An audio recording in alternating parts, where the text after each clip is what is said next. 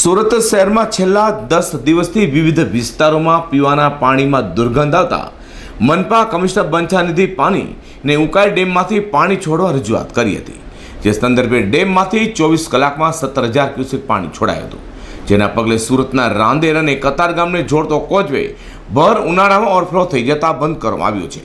ઉકાઈ ડેમમાંથી કોઝવેમાં નવા પાણીની આવક થતાં પાણીનું શુદ્ધિકરણ પણ થવા પામ્યું છે। તાપી નદીમાં છેલ્લા ઘણા સમયથી ગંદકી હોઈને શહેરના મુગલીસરા, સોદાગરવાડ, શાહપુર, વેસુ, ડુમ્મસ અને રાંદેર ઝોનના અડાજણ સહિતના વિસ્તારમાં છેલ્લા 10 દિવસથી પાણી દુર્ગંધવાળું આવતા મનપા કમિશનર દ્વારા ઉકાઈ ડેમમાં રજૂઆત કરાતા શુક્રવારે સાંજથી ઉકાઈ ડેમમાંથી પાણી છોડાતા આજે અંદાજે 10 વાગ્યા સુધીમાં સવારે કોઝવે ઓવરફ્લો થયો હતો, એટલે કે ભર ઉનાળે હાલ કોઝવે ઓવરફ્લો થવા પામ્યો છે।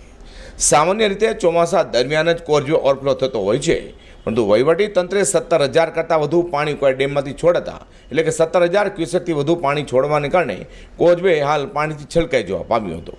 કોઝવે ઓવરફ્લો થતાની સાથે તાત્કાલિક અસરથી કોઝવેને વાહન વ્યવહાર માટે બંધ કરી દેવામાં આવ્યો છે અને તેના તોતિંગ દરવાજા પણ હાલ બંધ કરી દેવામાં આવ્યા છે। રાંદેરથી કતાર ગામના સિંગણપોર 4 રસ્તા તરફ જવા માટે હજારોની સંખ્યામાં રોજ વાહન વ્યવહાર આ કોઝવે મારફતે થતો હોય છે। એકાએક ઓવરફ્લો થતાં વાહન વ્યવહાર ખોરવાયો હતો। સુરત મહાનગરપાલિકા કમિશનરની અપીલ બાદ તારીખ 6 મેના દિવસે વહીવટી તંત્ર દ્વારા ઉકાઈ ડેમમાંથી પાણી છોડવાનો નિર્ણય કરવામાં આવ્યો હતો। ઉકાઈ ડેમમાંથી પાણી છોડાતા તાપીના કાંઠાના ગામોને પણ એલર્ટ કરી દેવામાં આવ્યા હતા, જેથી કરીને નાના બંધ અવર જવર કરતા લોકોને જાનમાલનું નુકસાન ન થાય તેની ખાસ તકેદારી રાખવામાં આવી હતી।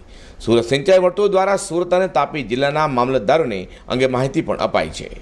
બીજી તરફ ઉકાઈ ડેમમાંથી પાણી છોડવામાં આવતા કાંકરાપાળ ડેમ ભર ઉનાળે પહેલીવાર છલકાયો છે। પાણીની આવકથી તાપી નદીનું સૌંદર્ય ખીલી ઉઠતા લોકો જોવા પણ ઉમટ્યા હતા।